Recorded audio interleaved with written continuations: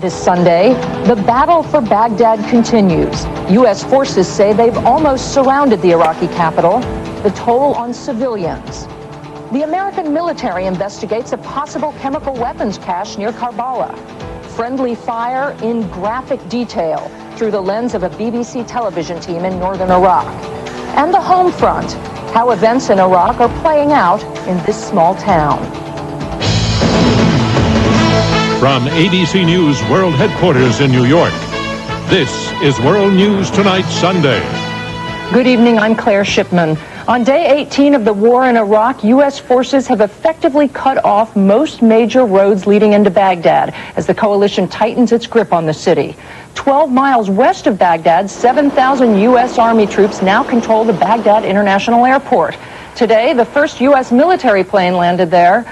And in southern Iraq, British forces are pushing into Basra after 2 weeks of battling Iraqi paramilitary fighters. The fighting there may say a lot about what lies ahead in Baghdad. And ABC's John McWethy is at the Pentagon. John?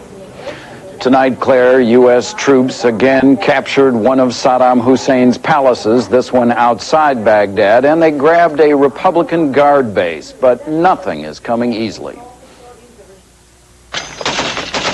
More fighting around the edges of Baghdad today as the U.S. continues to move thousands of additional troops and tanks into the area. Gavin Hewitt of the BBC is with U.S. Army forces moving in.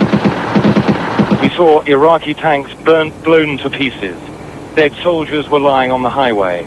20 civilian vehicles had been destroyed, and at least 5 to 6 bodies lay beside their cars. This has been a day when war, with all its brutality, has come to the western outskirts of Baghdad.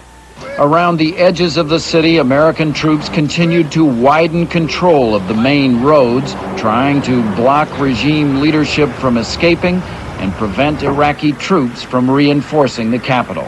We prefer not to fight in the city. We prefer not to have to destroy what is part of Iraq's future to get rid of its past, but if we need to, our soldiers and Marines are extremely well trained in that kind of combat. U.S. commanders were still assessing yesterday's surprise drive through the city with 60 tanks and armored personnel carriers.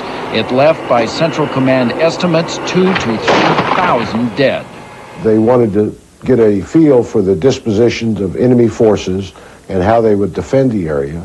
Further south in Basra, British troops have finally begun to move into that city, trying to set up checkpoints.